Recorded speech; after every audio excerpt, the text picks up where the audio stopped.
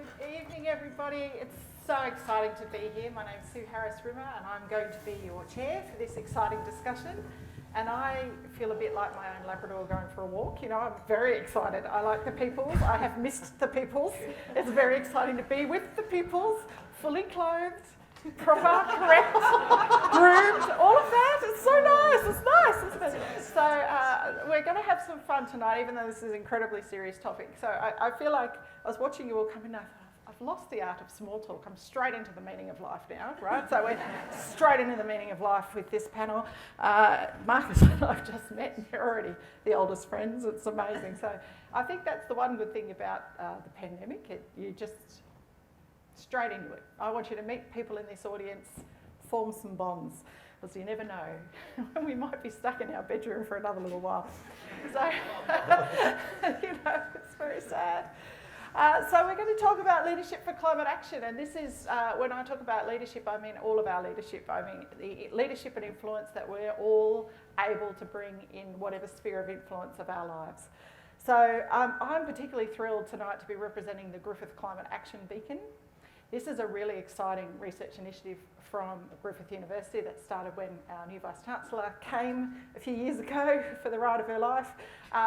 It's a really different way of thinking about research. So it's a long-term investment by the university into helping the community take up climate action.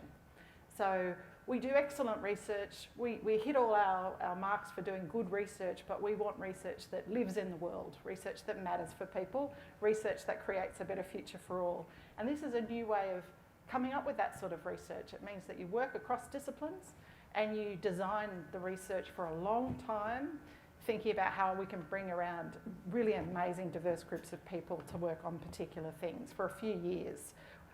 So I lead the climate justice theme. I'm a human rights lawyer by trade, and I work with artists and engineers and geologists and all kinds of people doing this climate justice work.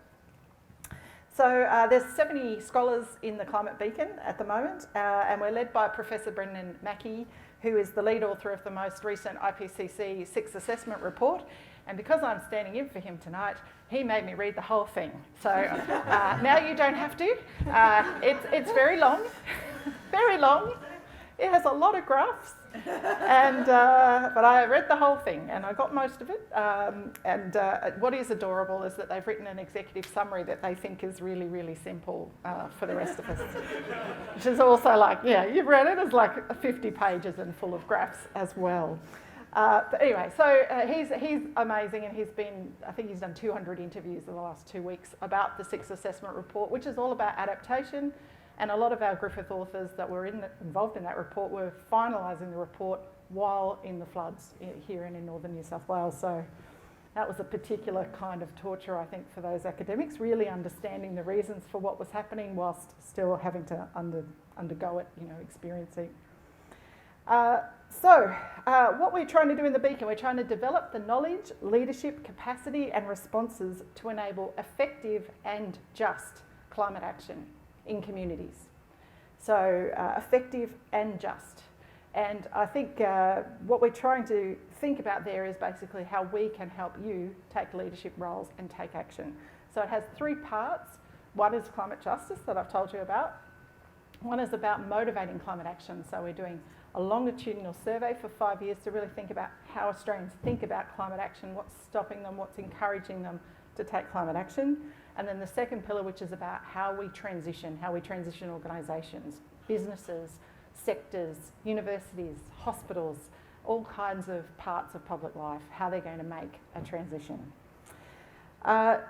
There's a graph behind each one of those, but I'm going to hit you with the highlights in terms of climatic trends. So we all know this, we're all living it. Extreme conditions, sea level rise are hitting many of Australians' ecosystems, industries and cities very hard. We know this. And it's happening faster, I think, than many of us expected. So as it intensifies, we're now seeing, this is the language of the report, cascading and compounding impacts and risks. So this is the phrase I want you to think about, cascading and compounding.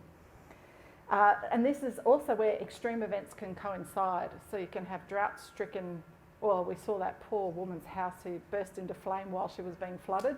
There you go, that's the IPCC report in a nutshell, cascading and compounding. So that means there's even greater pressures on our ability to respond, and it also means that we are understanding there are some limits to adaptation. That's the scariest part of the report. Don't Google that, you won't sleep. But there are some limits to adaptation. So what the report says that basically the adaptation measures we have to take are insufficient for the risk that we face, and that we've started too late in some circumstances, but there is still time. So the happy message here is there is still time to turn a lot of this around for the most vulnerable members of the community and for everybody else, but it does start now. So our kind of catch cry for the climate justice theme is a fair transition starts now and starts local. So the other way we work that is a little bit different but catching on in research circles is the idea that you partner with people. So the people who are doing the things in the world might want to partner with us to help design the research about how they do the things in the world. I know it's crazy stuff from academics, but this idea of partnering with people means that you operate differently and you communicate differently with the people that you are co-designing with, if we can use that term. So we genuinely try to do that, and it means that you take a different approach to the way you design your research. And we focus specifically on interdisciplinary research, and Nat and Marcus will tell you that's a whole bag of kittens usually, but it's fun, but a little bit anarchic. But it really is important because that's the way we solve problems. You don't solve a problem sitting on your own with people who think the same way you do. You solve problems with diversity. We know this, so this is what we're trying to model in the Climate Action Beacon. We also have a Climate Ready initiative, which is a piece that is focused on practice. So we have practice-led initiatives, and we also have the Climate Action Learning Program, which has the lofty goal of saying that every Griffith student that graduates will be climate literate, ready to face challenges. And we take that very seriously. So we're also thinking about work integrated learning and innovative programs around that. We're always looking for partners, including philanthropic partners. So we want to remind you that we do have deductible gift recipient status. And we have lots of information about that. It's in my notes. And we also want you to partner with us, I guess in a more advocacy way too, by following what we're doing and supporting our research. So you can do that at Climate Griffith. We're at Climate Griffith, and our hashtag is Griffith Climate Action. So here is my fabulous panel. I'm going to try to keep these people in line, but I don't guarantee anything, and I think you'll enjoy it more if we take a more organic approach to the proceedings, right? Yeah. Because we're all excited, because we're with the people. All right, so we've got a little while to talk about how we're going to approach some of these challenges in our lives, but I just want to tell you a little bit more about these people. So starting with Marty. Marty's career is amazing. So you're a business with a twist, I would call you, because you've got such a strong sustainable business advocacy message, but also you're in the business world and doing entrepreneurial work, running a beautiful restaurant, which we're very excited about and we'll certainly be going to, and a strong female role model in the construction industry, which is very interesting to me. So you've worked as an environmental education and sustainable business consultant in New Zealand, the UK and Australia, and you got your Master of Environmental Education here at Griffith. Very cool. And you're trying to basically completely retool, in the best way, the business and building and construction industry to see how they can implement climate action in Australia, starting with a virtual power station and social equity initiatives in your own family businesses. And I love this. You're a mother, a restaurateur and a storyteller, and you believe climate action is everyone's responsibility. So welcome, Marty. Hi. All right, next she's putting the critical scholarship into the critical decade. Here's Natalie Osborne, one of my absolute favourite academics at Griffith University, because as you will find out, Natalie is very, very cool. She is interested in, get this, It's right? like having your mum introduce you. I know, I'm very proud of her, I really am. She's interested in transformative pedagogies in planning and geography and in radical community-based education within, against and beyond the university. Her research interests include social, spatial and environmental justice in cities, which is where I first came across her work, climate justice and just transitions, radical spatial politics, more than human politics, emotional geographies, public spaces and public feelings. Oh, come on, that's cool. Yeah, that's cool. So her current research program is looking at political depression and ecological anxiety and how we can tell stories about and imagine possible futures from positions of precarity, loss and failure. And she runs a radio show, Radio Reversal, on 4ZZZ, and she's an organiser with the Brisbane Free University. So, you know, that's cred. It's very, very cred. Thank you, Natalie, for being here. And we have equally cool but different Michael. I don't know. It's a tough act to follow. It's tough. So Michael Dart is the Executive General Manager of Customer Services at Energy Queensland, which is a massive corporation. And these are the people who've been trying to get the power back on after the flood. So everyone be particularly nice and kind to Michael. You're welcome. So Michael's the one that is championing Energy Queensland's customer and community strategies, and his portfolio made me just so feel for you. You have to do all the customer strategy, you have to do the media management, the government relations, the investor relations, marketing. You know, I was like, they all look difficult. It goes on and on. Yeah. And he's also a very experienced non-executive director and chair in government, the arts and environmental health fields, including our friends, the Centre for Economic Development Australia, CEDA. So Michael's had a really long background in a range of roles. You're a can-do kind of person. I was looking at CV going, gosh, you solve problems on a massive scale. So we're so delighted to have you here. Thank you, Michael. Thank you for having me. If it goes badly, we were talking about how I might do a bit of singing and dancing later Sing on. as well. Let's just do that. I'm an amateur actor, so we might get up and do a sing-song later on. You're both politicians, so you have to be. That is true. It's the art of being the character in the space that you're in at the time, I guess. Oh, this is going to be fun. This is exactly why I did not want to sit in this chair. But I was too slow. Marcus is also going first. Marcus, as you just heard, has taken over the Director of Learning and Teaching in our Office of the Pro-Vice Chancellor Indigenous, the wonderful Cindy Shannon. And you're amazing. Your life is like a movie. It's quite extraordinary. So get ready for Marcus, the movie, the book, the everything. If you didn't look younger than me, this would be like being introduced by my mum. I am very maternal. But look, it's amazing. You're a native title applicant. So you represent the Gomeroi Aboriginal Nation in the High Court of Australia. It's extraordinary. You're an executive member of the Northern Basin Aboriginal Nations. So 22 sovereign First Nations in the Northern Murray-Darling Basin, and you represent them in natural resource and water management. And you're the reason I heard the term aqua nullius, which haunts me. You're an elected member of the Indigenous Subcommittee of the Murray-Darling Basin Authority, advocating for sovereign First Nations rights to water at the highest levels of Australian government. You've won awards for your journalism, so you're a journalist as well. I didn't realise you were Dr. Wollombi Waters at the Koori Mail. Oh. That's so cool. So you had this amazing column writing under the name Wollombi Waters. And I've been thinking about the Koori Mail a lot in Lismore just recently, and what they've been suffering with the floods. It's really sad.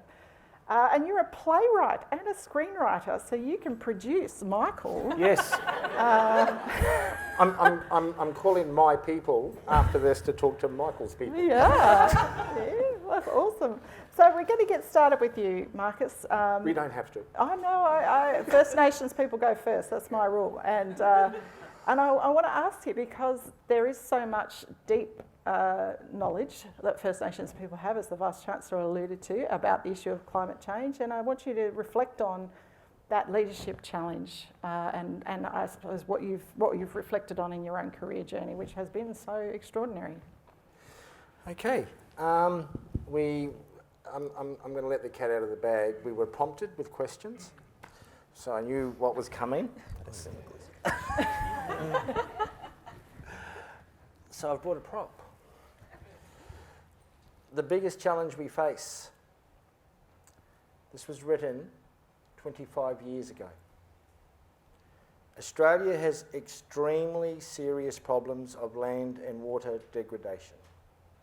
After only 200 years of our use, the damage to basic life-supporting resources and systems and the loss of biodiversity have been such that crisis point has been reached in many areas. Our land is crying out for help. The situation can no longer be ignored or shelved 25 years ago.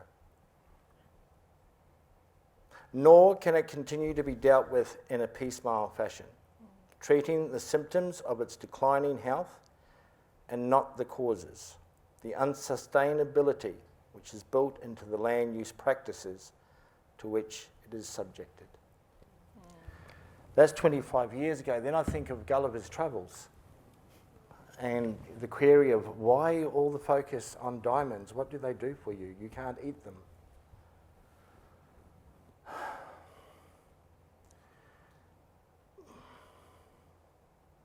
It's so difficult when you're up against, we think we have to educate, we have to reform, and then you realise that they know. And that's the greatest challenge. They know. They've known for a very, very long time. We talk about leadership. I got into this. I was blessed. I used to think disadvantaged. That I spent a lot of time in Toomala. The Justice Marcus Einfield Human Rights Inquiry in the 1980s. Yamanaginda, Gumurang Bunangulda, Jidiamandu. There's benefits growing up in an Aboriginal community. And I got a phone call when I was on native title about 3 years ago from family, and they said, you've got to come home. And I went home to Toomala. And this was the challenge that we're faced with. And I walked across the McIntyre River that I used to do Mickey flips in as a child. I walked across. I remember when a young girl drowned and they brought in the divers. I was only young. And they stopped at 50 foot deep because it became too dangerous. I walked across. I remember when the irrigation and when they cut off the mission when I was a child. It was just as I was leaving, when I was about 14, 15. And I just didn't know what to do. And I went home via the Pilliga. I'm not sure if people are aware, but Santos, the coal seam gas, we're in the fight of our lives there at the moment. We're in tribunal, which means compulsory acquisition. So this is for the benefit of the Commonwealth, over and above farmers, Aboriginal people, communities. And so I went to the Pilliga. And the Pilliga is where 5 ancestral beings, that's why it's so important, came through the spirit world and became physical. It's part of our creation, our Biriganali. And they've got water there that's healing, and people come from all around the world you would be aware, to bathe in these waters. And I was with my wahine, my kunga, my partner, Waina Penny, who's Ngāti Kahunu, Ngāti Rangi from Aotearoa, New Zealand. And they have like these Roman baths now, where, as I said, people come from around the world. And I was overwhelmed. And they drain directly from the river into these Roman baths. And then you walk across to where the actual river is, away from the Roman baths. and there's the refuge of rubbish and filth that's been left behind by all these people that come to our sacred rivers to heal. I was looking at soiled nappies, rubbish, and my wahine, my kunga, Waina, all of a sudden jumped into the water. And she started picking up all the rubbish. And I looked at her because of, the situation I've grown up with, and I said, "What are you doing?" She said, "What are you doing? Aren't you on native title?" 3 weeks later, I was on NBAN. When I was on NBAN, I saw the lateral violence within my community, and I realised that the only communities that were getting things done were the ones who had members on the executive.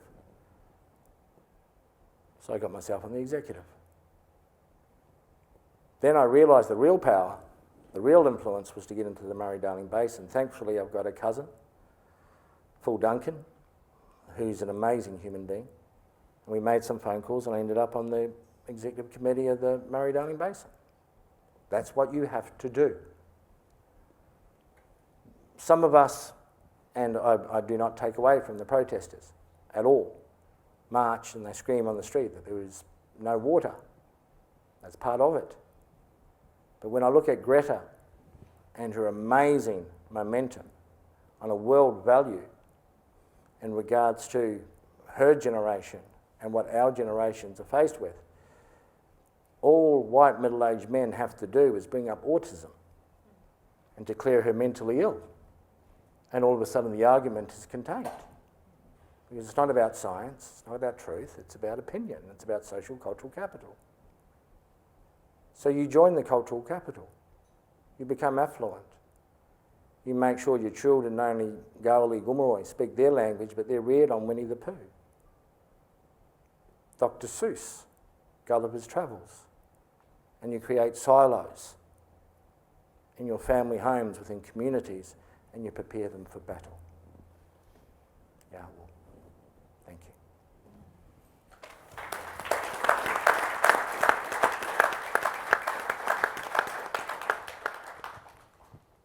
The rights to water. It's such a fundamental issue for the driest nation in the world, and it's difficult to think about when we're just seen a lot of water fall on us from out of the sky, but the driest continent has to start thinking very hard about the right to water. The very worst things, God bless you, Bruce Pascoe, Dark Emu. Thank you, Boetrich, how the Aborigines built Australia, because it always takes a white man to publish it before an Aboriginal person. So thank you, Boetrich.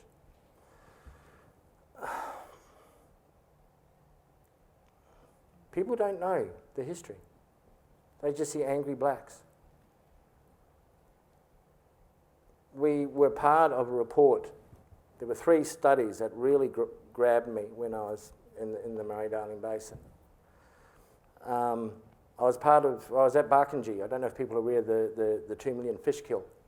It's 2 million fish within a drought. Yeah. And the blackfellas were talking about there was a black algae that we'd never seen. 60,000 years we'd never seen this black algae.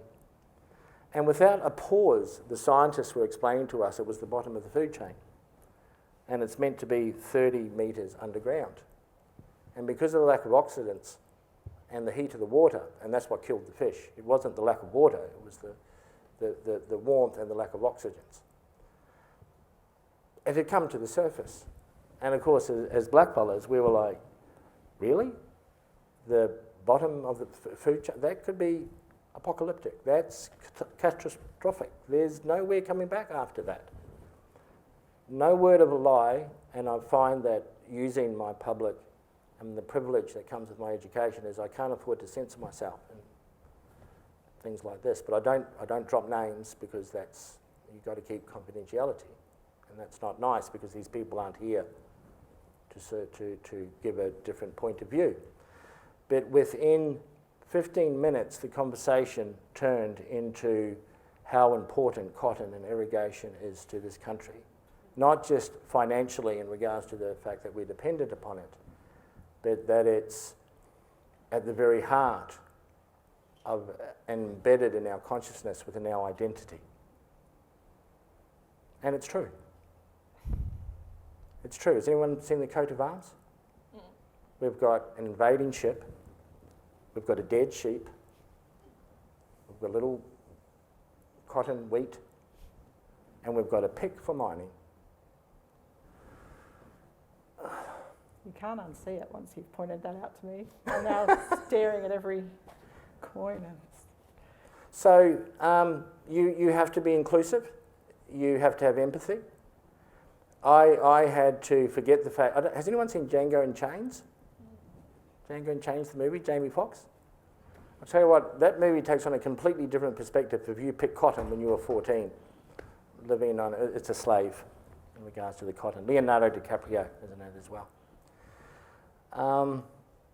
You have to have a sense of humour. I had to learn to develop an appreciation for the dry weather farming. I had to learn and appreciate that after 7 generations, those farming families also had an affinity to the land that I had. It may not have been the same, but they did. And they were struggling and they were hurting. And I had to remove the hate and the anger and build friendships, shake people's hands, look them in the eyes. And through that, we got weirs, low-level flows, opened. We also went to my Auntie Dorno and my Uncle Bully, and we prayed to our Lord Saviour, Jesus Christ. I grew up on a mission. We also took 30 people out to Booba Lagoon. Booba Lagoon, again, very famous. Senator Heron, when he was Minister for Aboriginal Affairs, stopped the jet boats. It's the resting place of Mundungata, the rainbow serpent. That rainbow serpent, by the way, is the same serpent that came to Adam and Eve. It's the same African serpent. It's the same Chinese dragon. It's the same Taniwha in New Zealand, in Aotearoa. We took 30 people out and we had ceremony. And we prayed for rain. Then, I don't know if people are aware, Mob picked up on what we were doing. And they went around the country, called for a nation dance to bring rain. And mobs all around Australia, this is the problem when you're not part of mainstream Australia. I'm not sure if anyone's aware this actually happened. Thank you. Thank you. See, I'm not lying. And we all came out all around Australia, different mobs, and we all danced. Wuramay, tutule, tutule. Wuramay, tutule, tutule. And we prayed for rain. It's been raining ever since. Thank you. I think that's enough from me. Well, look, there's so much to think about there. A knowledge of our history, a knowledge of ourselves, a knowledge of character, but also how to reframe and rethink and talk to people that we don't agree with, even that might be in our head the antithesis of what we want to be. And I'm going to come to Marty now because you've got some form here. You're very good at reframing, rejigging, finding the kind of the way to make the case to the building and construction industry, those well-known greenies, about how to change their ideas. So tell us a bit about your leadership journey. I come from a large family on the Gold Coast that's very well known for construction. So we do everything from sand processing, taking back in the old days when I was a kid, sand off the beaches, that black stuff that's radioactive that everybody doesn't want on the beach, but we've looked after that. Steel, concrete, quarrying, land development, everything you can think that is in most people's idea as the dirty industry of the world, and I come from that family. So I am considered in my family to be the green sheep of the family. I did everything that my father didn't want me to do. I did not do science and I did not do maths. I did music and speech and drama and all the art subjects. And when he wanted me to become an engineer, I told him in no uncertain terms that that was not me. And if he wanted to ruin his life, then he can go ahead and do that. I'll do my own thing. So I took myself off to Toowoomba and I did my undergrad up there and I did media. So it was the first time I was faced with racism.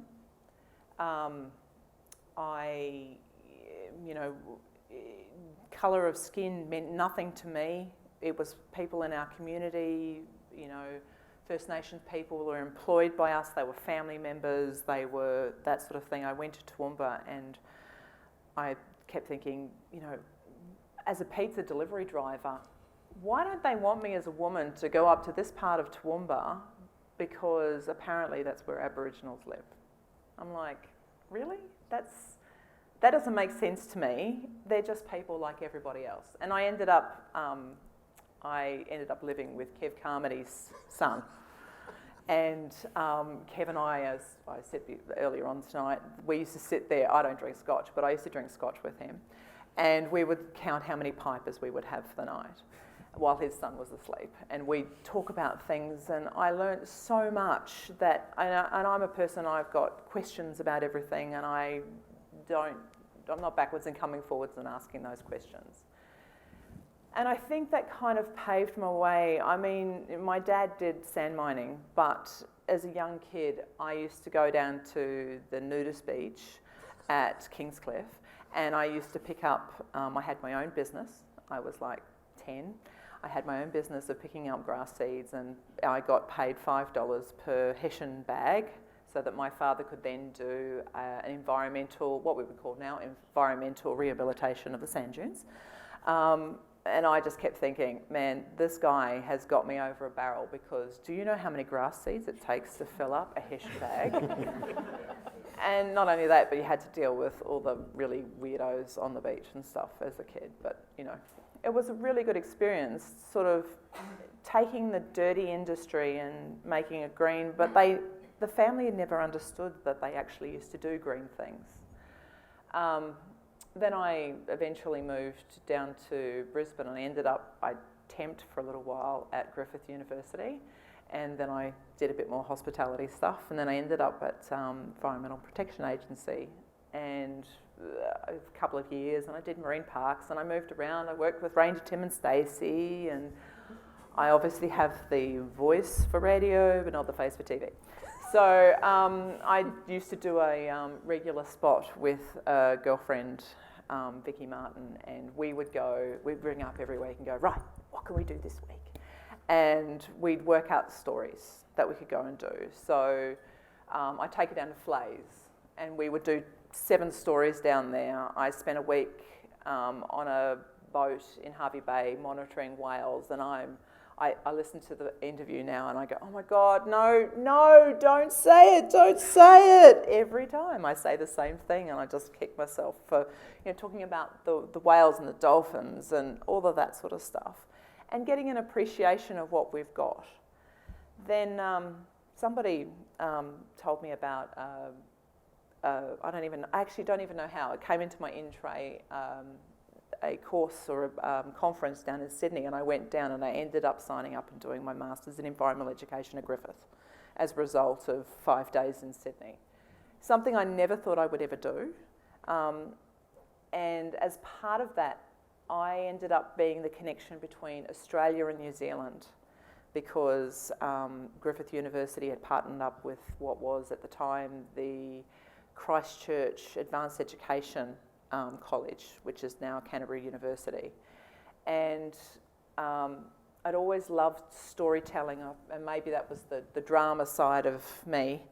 And, you know, a little bit different to my family, so, you know, they all did the dredging and all that sort of stuff. And here I was embarking on doing something that is kind of like the mortal enemy of the kind of family that I come from.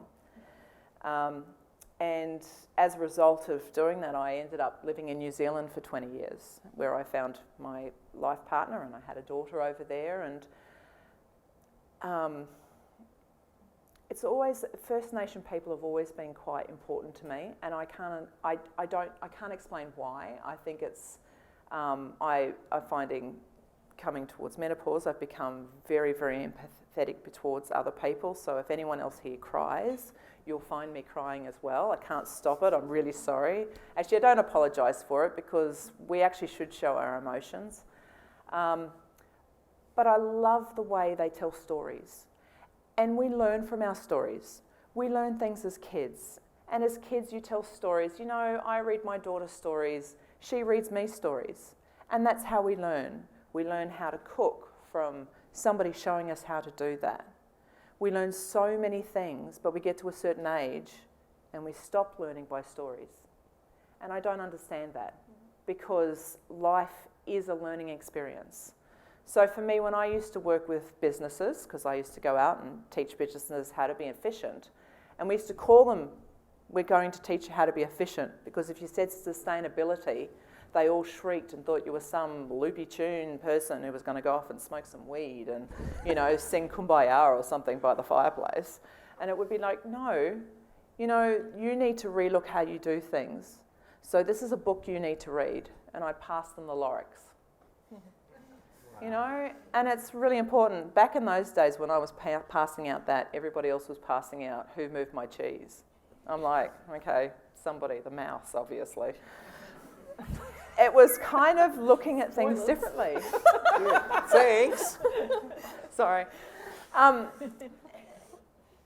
Storytelling has been great for us, and we forget the art of communication. These days, we don't communicate with each other. We look at a phone. We look at a laptop. Yeah. And we forget that looking in somebody's eye is more important than looking at a screen and something that somebody on Mr. Google told us we have to believe in. We forget that we have scientists. We have scientists in the Indigenous people. You know, how many years? I'll just say 20,000. I know it's more than that. But they didn't bastardise the country in 200 years like we did. And we've actually done that across the world in such a short period of time. And it seems really unbelievable that anybody thinks that the amount of stuff that we've been ripping out of the earth and doing and putting into our atmosphere, our closed atmosphere that can't get out, was not going to affect us. I don't talk like this with my family. It doesn't work. I talk to my family like I do with other people in industry, which is really important. You don't talk about how much money you're going to save. You always talk about how much you're going to make. It's about rethinking the way you do it. And the best way to look at those things is how you tell the story. One of the first things we used to do when we were with a big business, I worked for Forum for the Future in the UK. I was a 38-year-old intern, and I was there from New Zealand for a year. And they didn't know what to do with me, so they put me in a section called the Natural Step, which is a framework that was discovered or developed by a doctor in Sweden. And I knew about it because I was the chair for TNS in New Zealand, so I kind of came in with a little bit of skills. And one of the things they gave me was looking through the 2020 books, and this was in 2007. I'd make coffee for everybody, because nobody in the UK knows how to make coffee. So I'd make the coffee for everybody. We'd sit down and talk about what we were going to do for the week and how depressing it was that nobody was doing anything because government does things in 3-year brackets. Or depending on what country, it might be 4 years. So if you can't get something in 3 or 4 years' time done, it doesn't get done. It just gets talked about. So, you know, back then we were talking about Tbilisi, about what we needed to do for the environment. We had all these targets for 2020, and everyone's going, oh, we can't afford to do that because we've got this, this, and this. And our conversation with the people like Dulux Paints, IKEA, Carillion, and a few other really large companies in the UK was, you can't afford not to. Because if you don't spend the money now, if you wait till 2020, it's going to cost you 3 or 4 times more that. Now, people have been talking about this for years and years and years. There's no such thing as climate change. Global warming is a farce. It's just something that the Greenies talk about. Well, I think in the last 5 years, we've had at least 4 100-year events. We've had how many bushfires in how many countries? We have water that's not in places. We have too much water in other places. We cut down our trees and we wonder why there's no water coming, but the farm next door that left all their trees has got a beautiful creek running through and trees are flourishing. We don't look at the stories. We don't read and learn from what we're doing. And the important thing that I have to teach people is, you know what? Everyone's part of it. You're an industry. I work in an industry that is a dirty industry. It's time that we actually meet and go past what's expected of us, because, you know, we're laying the groundwork for everybody else. In actual fact, there are a lot of construction places and building companies and industry that are actually doing amazing things. But people don't talk about it because they don't want to know about it. They want to see the bad side of things. We all talk about how bad China is. Well, actually, China has probably done more in the last 20 years than the Western world has put together. And they've got 2 billion people. They did a lot of things before, was it 2008? They had the Beijing Olympics. They did so much. But also, from COVID, everyone was inside and nobody was outside. And what happened? For the first time in many, many years, they saw mountains that they didn't realise existed. You know, it's kind of like, what caused that? Why can we see the mountains? And it's about the pause and the reflection and what we need to do. And in places like New Zealand, most of the businesses over there, probably 80%, are small ma and pa kind of, what they call ma and pa, small medium enterprises. And there is a ground surge there. New Zealanders seem to be more in touch and spiritual with the land, which I love. And coming back here, after many years of being there, I met again with that, you know, coal is good. We've got a Prime Minister who stands up and says, this thing that we take out of the earth, that has ruined things, that is destroying our lives, that is stopping people from breathing properly, is great for us. They did stuff in New Zealand a couple of years ago in Auckland, and they found one of the biggest killers in New Zealand was air pollution. They don't have the infrastructure for transport like they do in Sydney. So everybody in Auckland drives everywhere. It's crazy. The rethinking of what we do is so important. And because there wasn't a groundswell with government, businesses over there have decided to band together and do things. So it's the businesses that are actually leading the way over there and actually going back to the government and saying, we can do it, why can't you? So it's a very different, interesting way of looking how we do things. Australia, as far as I'm concerned, has a very, very long way to go and could actually take a leaf out of some of the other countries around them. They, you know, the Prime Minister at the moment talks about how wonderful we are and how great we are, and yet human equity means nothing to him. He's pulling so much money and funding out of, you know, people and what needs to be done to pay for some nuclear submarines he's not going to have for 20 years that are actually going to be having nuclear waste sitting in the middle of our country that we can't do anything with. And what's the point? And the jellyfish are going to destroy them, apparently. Oh yeah. Yeah. You know, it's If it's in Moreton Bay, the jellyfish might destroy the nuclear submarine. That was an interesting story this week. I'm gonna intervene there, Marty, just to say, I could see Michael nodding when you were talking about this, how do you make the business case for transformation? And I want to come back to that idea of, you know, Energy Queensland is huge. It's got millions of customers. It's a multi-billion-dollar network, and yet is having to rapidly transform its sources of energy. It's where it's going to get its energy, the renewables targets, everything. How do you stay on top of that? How do you do the tell the story, reframe? What's your leadership journey in that space? What are you doing to transform the story? Well, I think the really important thing about leadership in our space is it needs to be transformational and authentic. And the way that we've repositioned our business is very much listening to our customers, or humans, as I like to call them. And we are very committed, because climate justice is all about making sure those that are vulnerable are not left behind. And if I think about us being a business that responds to disasters and then is looking at transforming, it's not ironic, I know, for everybody that we're just near the Brisbane River and we've just been through this particular crisis, and, you know, we've done okay in terms of the response. But let's look at who's been impacted most. It's the people of Goodna. It's the people of Logan. People might say, oh, well, what about Auchenflower and Milton? Well, in the 1950s, they're not called workers' cottages for no reason.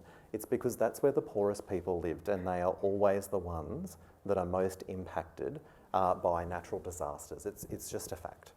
And when we look at the challenges that we have in front of us, storytelling is very important, but there's a lot of storytellers out there. And I think I'll mangle the quote, but Winston Churchill once said, you know, a lie gets around the world, half the world in a second, and quite often before the rest of you have been able to pull your pants up. And it's a truism. It takes a long, long time to gain trust, and it doesn't take long at all to lose it. So I often say that trust rolls into town on a tricycle, and it leaves in a Formula One Ferrari each and every time. So if I look at transformation then, it's true. We have a very large business. We are the largest network provider, so Poles and Wires, Energex and Ergon in Australia. It's a $26 billion business, and we've got 4 million customers here in Queensland, and we have a retail business as well. And obviously a lot of that's based on delivering electrons and energy to people's homes. But we've been making great changes in the way we do that. A few years ago, people said, oh, there's going to be a death spiral and everyone's going to leave the grid and we're not going to have anything to do with them at all. However, what we've seen in the last 12 months or so is a lot of talk around the electrification of everything. It's been on everybody's lips. How are we going to electrify transport? You know, the Queensland government today made some announcements around that. To bring about more electric vehicles. That means we're going to have to build the grid bigger than it is now. How are we going to do that? And how are we going to make sure that it transports the right type of electrons? So our businesses, we buy all the renewable energy from every sugar mill in Queensland. We've underwritten a number of wind farms and a number of solar installations as well. But more importantly is what we do for all of you. So we've helped connect 700,000 solar panels on homes across Queensland. And we've made some decisions recently to ensure that the good work of Queenslanders is put to good use. So having to build this grid and having a lot of solar during the day and a lot of solar energy being used, we are now installing batteries across Queensland. We've got 5 very large batteries being built at the moment, and that's to soak up all the great solar that Queenslanders are producing so that we can then put that back into the grid at night time. But there's another piece to the puzzle there which really goes to the heart of our purpose and values as a business, because we energise Queensland communities. We live in Queensland communities. We've got 7,500 walking billboards, which are our people, out there each and every day supporting the great work that they do, keeping the lights on. But what we want to do is make sure that those people that have barriers to entering the renewable energy future are able to. And there's 3 groups that I think about, and Susan knows a bit about this because we do a lot of research talking to people. What is it that you need? How do you want to participate in the energy future? And there's a number of segments that find that very, very difficult. And that is vulnerable customers and low-income earners. They can't afford solar or batteries, but they're still getting bills and they're paying for the infrastructure that's installed. Renters. I don't know if you've been able to pop some solar panels or batteries on your back and move it along to your next property, but I don't think that's an easy thing to do. And then thirdly, we've got a lot of units here in Brisbane. It's very difficult if you want to install solar as well. So we're investing in some programs at the moment to provide subscription services and other ways that people can invest in that renewable energy future at the level that they can enter the market. And we think that's the right thing to do. Isn't that cool? I've been thinking about it. It's just so cool. It's just the idea of being able to, it's very, very, it's a really great idea. Because we're not going to get where we need to get if we can't bring everybody with us. And I think that is the point. This is something that needs to be accessible to everybody, and we need to do it now. It's taken too long.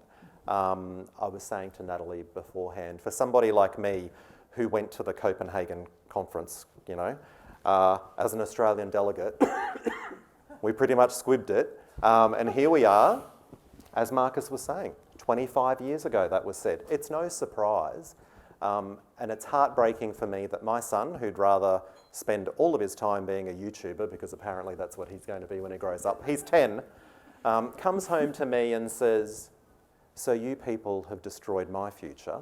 What are you going to do about it?" So we all need to do something about it. I must say, my children are about as anti the legal profession as two children can be as a result of their sad parentage of two law professors. But as a human rights lawyer, I made my children choose what their favourite human rights were, because I'm a fun mum, and and they grew up with the Convention on the Rights of the Child. They use it against me all the time, but they said basically the human right they care about the most was the right to charge their phones, and we had a long conversation about, well, actually a right, but there is a right to energy, and but this idea of the connectivity of people, we can't cope if we're not connected these days, and so this idea of, I love that idea of we're increasingly electrified, but we want that to be a socialised and equitable situation that promotes renewables where it is. We don't want renewables to be a rich person's game here in Queensland, which it currently is. So there's equity issues baked into every single one of these solutions. So I'm going to give the last word to Natalie, and while I'm encouraging Natalie with the real killer question that I'm going to ask her, I want you in the audience to start. It's time to show off. You haven't been with people for a long time. Now's your chance. You can ask questions beautifully. No, they can't ask questions. We're going to ask questions over drinks as we mingle. So as I ask Natalie to, we're all making too many exciting speeches here. Just say before, Natalie, my apologies, and Marnie, that is both, sitting this close, a face for television and a voice for radio, Michael. Nice of you to say, Marcus. Thank you. Can I be on a panel with you all the time? So we're going to come to Natalie last, and apparently briefly, sorry Natalie, That's cool. okay, about basically the kind of leadership we need. I'm giving you the last word. Let us have it, Nat. What do we need? Okay. I think part of what we need to do when we think about leadership is interrogate that desire for leadership. Because I think for some of us, and I'm speaking particularly of me and people like me, I'm a white settler raised in a Anglo-Western mindset. I think sometimes what I'm looking for in a leader is the ability to surrender. I think sometimes what I look for in a leader is the idea that someone else has something that I don't, that they can bring in, that they can fix things. I'm looking for someone to come in and save us, and no one's coming. That's it, right? And so I think a big thing for me is thinking about how, we've talked a lot about knowledge and how we've known all of this for a long time, and we've known what we have to do for a long time. So the issue actually isn't knowledge, the issue is power and will. And so I think that means I'm hesitant about this idea of leadership, at least in the conventional sense of how we often talk about it, because I think the kinds of hierarchy that sometimes leadership leaves us with or gives us is exactly the same hierarchy that is comfortable with the conditions of exploitation that have gotten us to where we are, that has produced climate change. So leadership has to be as much an undoing of how we think about power, how we distribute it, how we organise it amongst ourselves, how we make it for each other, as it is about, much more so perhaps than looking for someone who knows more than us, who's more capable. I still remember when I was a kid when I realised that politicians weren't actually any smarter than the rest of us, and how terrified I was at that moment, because I really thought the people in charge were special. So I think that there's a particular idea from a theorist I love called Donna Haraway, who she's my problematic fave, but she writes about how we need to think about how we render each other capable. I'm not a person who says individual responsibility. I think all of our action needs to be collective in this time. But how do we render each other capable of change, of transformation, of existing in the precarity and the harsh conditions that we're going to face, in the conditions of deprivation that will sometimes happen, in the condition of unending trouble, as Anna Singh calls it. That is our future, unending crisis. That is the work of our lives. So how do we render each other capable for lives worth living that are just? That's what leadership is to me. Oh, it's beautiful. And that's how we end our panel. Can you please thank our speakers, Marcus, Michael, Nat and Marty,